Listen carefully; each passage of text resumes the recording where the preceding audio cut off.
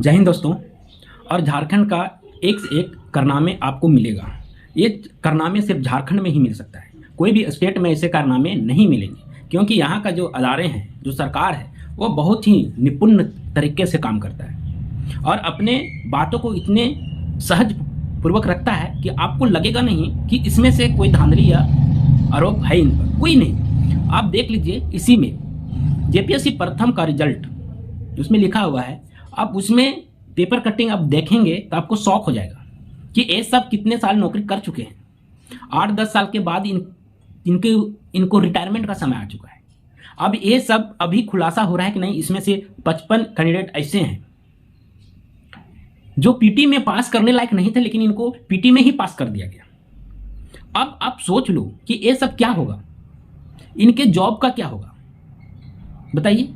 ये खुलासे इतने देरी से आते हैं कि वो अपना जितने भी कार्यकाल है पूरा कर लेते हैं, उसके बाद क्या कर सकते हैं, बताइए। अगर यदि ऐसी हालात रहे तो सोचिए सीजीएल का भी यही हाल होने वाला है। और सीजीएल क्या, हमको लगता है कि 2023 से जितने भी वैकेंसी हुआ है, दोस्त आप लोग बुरा ना माने, जितने भी वैकेंसी हुआ है, आप ध्यान रखें, सरकार एक ना एक दिन बदलती है। आज तेरा तो कल मेरा, ये होता है। और अगर यदि सरकार बदलते रहती है, लेकिन एक चीज़ आपको ध्यान रखना होगा, जो न्याय है वो कभी नहीं बदलता, उनका रूल नहीं बदलता। जो संविधान में लिखा गया है, जो संविधान का प्रावधान है, वही रूल आपको आज, अगले पीढ़ी और जब तक संविधान रहेगा तब तक वो रूल लागू होगा। और आप लोग को हम बता दें कि जितने भी लोग गलत तरीके से आप घुस रहे हैं झारखंड में, जैसे भी हो, मेरिट से घुस रहे हैं तो कोई दिक्कत ही नहीं है। आप कहीं भी गलत तरीके से संलिप्त नहीं है और आप एंट्री कर रहे हैं झारखंड में जॉब के लिए, तो आपको कोई दिक्कत नहीं है, कोई दिक्कत नहीं। लेकिन आप कहीं ना कहीं सेटिंग गेटिंग से गए होंगे, तो हम एक सलाह देते हैं, टाइम पास करने से कोई फायदा नहीं है।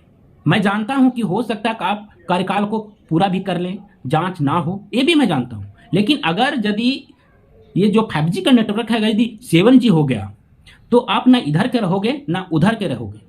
जांच इतने हो जाएगी कि आपको जितने भी सर्विस किए हैं उनका रिकवरी हो जाता है। आप देखेंगे यूपी में एक पाकिस्तानी महिला है, वो टीचर के रूप में बहाल हुई थी। आप वो सोचिए कि वो पकड़ी गई है। अब उसमें पेपर में आप उनका भी देखे होंगे कि वो सारा डिटेल और सारा पेमेंट रिकवर होगा और यहाँ तक कि उनको सजा भी मिलेगी। तो ऐसा काम करने से क्या फायदा। आप अभी घुस जा रहे हो, अच्छा है, आप किसी भी पैरवी से, गलत तरीके से, सेटिंग से घुस जा रहे हो, कोई दिक्कत नहीं है। लेकिन बाद में इसके हर्जना क्या करना होगा वो आप खुद समझ रहे हैं। और समझने की बात है कि ये सब ऑफिसर कहाँ जाएंगे। मैं जानता हूँ इनके पास पावर है, पैसा है, फिर से ये फेंकेंगे और ये अपना कार्यकाल पूरा कर लेंगे। लेकिन अगर यदि आप मान लो, अगर यदि ना कर पाए तो, इसलिए मैं यही बोलूँगा कि जितना आप सेटिंग गेटिंग में ध्यान देते हैं, जितना आप गलत तरीके से घुसने का प्रयास करते हैं, उससे अच्छा है कि आप उसी चीज़ को पढ़ाई में टाइम दीजिए। 25 लाख, 18 लाख, 15 लाख जो आप देते हैं घूस के लिए, क्यों देना। आप 1 लाख के अंदर एक अच्छा कोचिंग कर लीजिए, अच्छे अच्छे मटेरियल अपना उपलब्ध कर लीजिए, आप अच्छे से रहो, बिल्कुल समाज से दूर रहो, एक अकेला रूम में रहो और पढ़ाई करो शांति माइंड से। तब बिल्कुल हम कह रहे हैं 100% कि आपको सफलता से कोई नहीं रोक सकता, कोई नहीं रोक सकता, क्योंकि उस लाइन का हम भी हैं। इसलिए मैं बोल रहा हूँ कि आप अगर यदि आप चाहते हैं कि हमको इसमें जॉब करना है, तो आपको लेट लगेगा। ऐसा नहीं है कि आप सडनली हो जाता है, आपको लेट लगेगा। हो सकता है कि उससे नीचे वाला आपको मिले फर्स्ट में, उसके बाद उसमें आप काम करते रहिए, आपको एक दिन न दिन वो भी मिल जाएगा। उसके बाद अगर यदि और इच्छाएं हैं तो और भी आप कर सकते हैं। लेकिन अगर यदि आप गलत तरीके से आप घुस रहे हैं, तो कहीं ना कहीं जिंदगी भर यहाँ है ना, यहाँ कभी इजाजत नहीं देगा, लाइफ कभी इजाजत नहीं देगा। आप सुकून की नींद कभी नहीं सो पाओगे। पैसा आपके पास रहेगा, लेकिन नींद चैन सब खत्म रहेगा कि पता नहीं कब जांच हो जाए, कब जांच हो जाए। कभी नोटिस भी निकलेगा पेपर में, कहीं कभी अदर स्टेट का भी कैसे हो गया वैसे हो गया, उसमें आपका है ना हार्ट अटैक होने का संभावना है। तो ऐसा क्यों लेना। मैं जानता हूं कि ये धांधली और बढ़ेगा। 8 पे कमीशन जैसे ही लगेगा, वैसे मैं जानता हूं कि ये और करप्शन बढ़ेगा और वैकेंसी का जितना है प्राइस है एक पोस्ट का, वो और हो सकता है तो बढ़ जाएगा, बहुत बढ़ेगा, हमको पता है ये भी चीज़। लेकिन अगर यदि आप सही सलामत जॉब करना चाहते हैं, सही सलामत ज़िंदगी में ऐश मौज करना चाहते हैं, एक चीज़ मैं बता देता हूँ कि आप घर में हो, बिजनेस कर रहे हो या जॉब कर रहे हो, आपका जो है ना ये माइंड टॉर्चर हर जगह है। आपका माइंड सेटअप कहीं अच्छे से नहीं होगा, कहीं भी नहीं। अगर यदि आप गलत तरीके से काम कर रहे हो तो कहीं भी सेटअप नहीं होगा। अगर यदि आप यही सुकून का ज़िंदगी जीना चाहते हैं तो आप अच्छे से आइए, लीगल रूप से आइए, अलीगल रूप से मत आइए। क्योंकि एक टेंशन ऐसा नहीं होता कि सरकारी जॉब मिलने के बाद आपका जो होता है बिल्कुल टेंशन फ्री हो जाता है लोग, नहीं, ये गलत करना है। आप एक बार घुस के देखो, तब पता चलेगा कि सरकारी का मजा क्या है। वो ज़माना ख़त्म हो गया, ये ज़माना आधुनिक युग का है। आप कुछ भी मन करो, लेकिन आपको हर चीज़ का है ना जो अभी हिसाब देना पड़ता है, हर एक जगह क्या किए नहीं किए। ये फ़ोन का ज़माना आ गया ना, हर एक चीज़ को आपको अपडेट करते रहना है। आप सोचोगे आप बैठ के हराम के पैसा खाने के लिए, अब वो समय ख़त्म हो गया। देखिए अभी कितने लोग हैं गलत तरीके से आए हैं, तो वो सोचेंगे कि जितना जल्दी हम अमीर होए, जितना जल्दी वो पैसा का हम रिकवरी करें। पंचायत से सचिव के देखते होंगे, उस समय भी भारी मात्रा में धांधली हुआ था, तो उसमें से ऐसा नहीं कि सभी लोग गलत तरीके से गए हैं, ऐसा नहीं है। लेकिन जो जो गलत तरीके से गए हैं वो धांधली अभी भी कर रहे हैं और वो पकड़ा भी रहे हैं। देख रहे होंगे आप पेपर में, हर जगह न्यूज में आप अपडेट रहते हैं तो देख रहे होंगे।